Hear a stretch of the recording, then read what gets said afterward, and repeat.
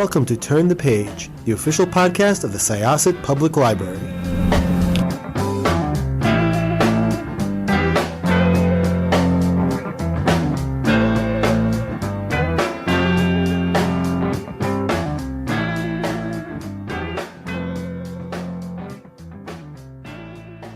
Hi, welcome to Syosset Library's Turn the Page podcast. I am your host, Jessica, and I am here with the author of a book called When I'm Her, which was awesome. And I actually was a huge fan of her other book. The Other Me was mind-blowingly amazing. So as soon as I saw her name come up as a possible interview person, I was like, yes, let's do this. We're doing this. So I'm super, super excited to have you here, Sarah Zachrich Jeng. Thank you so much. Please tell us about yourself and When I'm Her and how this book came to be. Well, thank you so much for having me. I'm Sarah Zachrich Jeng, and I write what I like to describe as speculative thrillers. My latest novel is called When I'm Her. It's kind of a dark, freaky Friday meets the talented Mr. Ripley. It's about two women who become best friends in college. Elizabeth is very beautiful and charismatic. Mary, not so much. She has trouble making friends. Elizabeth is basically her only friend. And Mary is interning for a startup that develops this device called the Empathizer that lets people swap bodies with each other. She's also kind of worried that Elizabeth is going to get tired of her, not want to be her friend anymore. So she steals a pair of these devices to kind of bring something to the table, like make herself more interesting, because Elizabeth really likes novelty. So they start swapping bodies with each other for fun, you know, as you do.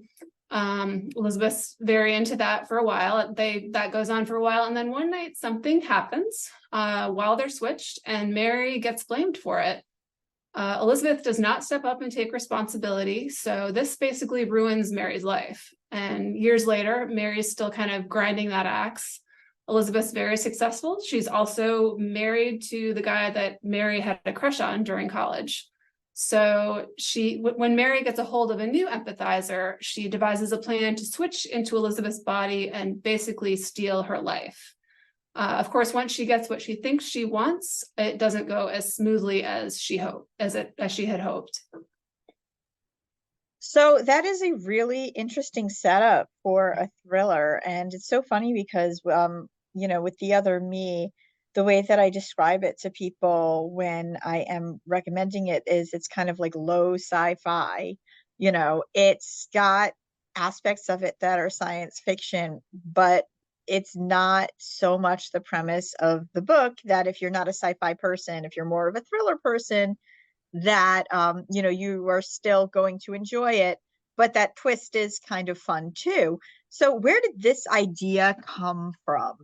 Where did Mary and Elizabeth come from? Well, I've always read books that are kind of set in our world but have just weird stuff going on. So that was pretty natural to me. The thing about switching lives or bodies with someone, we've all had that person that we envy, that we kind of want to be more like. So I was just kind of taking that a step further. What if you could actually become that person and live their life? So that's where the concept came from. And I also wanted it to be like a book about, female friendship and how women kind of take on each other's characteristics when they get very close. Like they kind of, borrow the same turns of phrases, they borrow each other's clothes and stuff like that. So it was kind of taking that one step further as well. And in this, they're borrowing each other's bodies. So yeah. I thought that there were some really interesting points in this, especially just also, you do say that Elizabeth is very beautiful, very charismatic. People are drawn to her. But it's funny that even though Mary is not what Elizabeth is, that doesn't mean that she has no ability to attract people or that she has nothing to offer. She might not be Elizabeth, but, the more you kind of get to see her through somebody else's eyes, the more you're like, Mary, maybe you were selling yourself short. Maybe if you didn't get involved in all this, things could have gone a different way for you. And I think that, there is, unfortunately, competition in female friendships is just sort of accepted as the norm. You're sort of set up to fight, and you're set up to be in competition with who gets married first, who gets the family first, who's prettier in the eyes of whomever. And I thought that this was like a really fun way to explore that. Yeah, I mean, we're kind of, as women, we're kind of trained to not to downplay our own good qualities. Like someone gives you a compliment and you can't just take the compliment. You have to be like, oh, well, I, didn't spend any time on my hair or whatever. Or I, this accomplishment that I've made, that I could have done better with that. So yeah, women are, and we're also, trained to compete with each other. So. And the whole body swapping thing was just sort of a fun way to play with it, because when you can see through someone else's eyes, it does give you a different perspective, but that's not necessarily something obviously we're able to do. The male characters in the book were really interesting too, because you have Nate, who to marry, obviously he would pick Elizabeth, and he's so great, but then when Mary gets into Elizabeth's body and gets to talk to Nate a little bit, as Elizabeth, things aren't what she thinks they're going to be. And Elizabeth, she's definitely different in the way that like she's an influencer, right? Like she has to keep up appearances. Her entire job is to sort of protect her image, which is right. The only thing that seems to be sustaining this illusion. But it stinks because there is jealousy back and forth. I mean, obviously there's the jealousy of the physical, but there's also the jealousy of the intellect. So, when the thing happens that kind of ruins Mary's life, the jealousy kind of goes both ways. Just, it's not so much who wore what dress or who's what size. And I liked that very much. What are some of like your favorite, sort of, I guess like, or least favorite things that like you've kind of experienced or seen growing up between female friendships that sort of maybe informed you writing Mary and Elizabeth? I mean, yeah, I think like Elizabeth has this sort of conception of Mary as being more free than her, because she doesn't have to worry about appearances, and because she does have this this other ticket out to success, basically, which is her intellect, and people don't see Elizabeth that way. I mean, I guess I'm thinking about like things that I've seen in my life. I mean, I guess everyone kind of thinks that everyone else has it easier than they do, or they have it more together. They have their stuff together and they know what to do. But nobody does, it's just Mary thinks that Elizabeth has this perfect life, obviously, and Elizabeth thinks that Mary kind of has more of a she has more of a private life because she doesn't have to live it online. So she envies her that. I think also one of the things that I really enjoyed about it was Mary getting to kind of spend more time with Elizabeth's friends. Of course, like Katerina was somebody they knew already, but then there were some of her other friends. And, again, the question is like, okay, are these really people you would choose to be friends with as well? So that was like they're kind of like almost coworkers. It's like Heather, like the movie Heather, is where she's like, oh, these are my friends and our job is being popular. So that's basically like the little influencer community that Elizabeth has developed. And Katerina, who's like her, you know, quote unquote ride or die, but is also maybe not that true of a friend. Yeah, there's definitely a bit of a hanger honor thing going with Katerina, more so. Yeah. Like I definitely did not get ride or die from Katerina. I really got more like looking for the direction the waves were going to go in, and that's where she was Yeah. going to go. I mean, she really was like she was hanging on, but if something else came up, I had no question that that would Yeah. have been it for her, and that was Yeah. pretty When the well tide done. turns, it's kind of, yeah, all right, see ya. Yeah, exactly. Yeah. Which is unfortunately very realistic for a lot of people, which again goes back to sort of the way that women are socialized.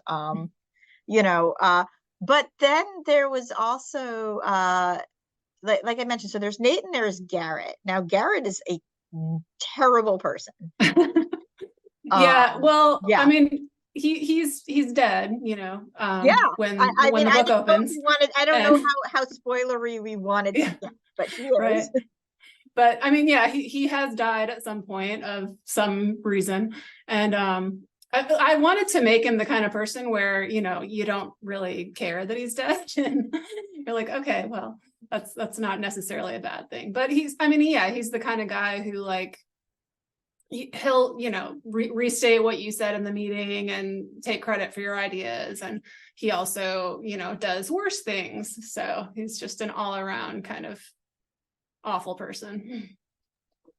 So the Empathizer, where did you get the idea for that from? That actually didn't come into the book until like the second or third draft. Like I had written a draft where, you know, there was this sort of more astral projection kind of mechanism for her switching bodies, for Mary switching bodies with Elizabeth.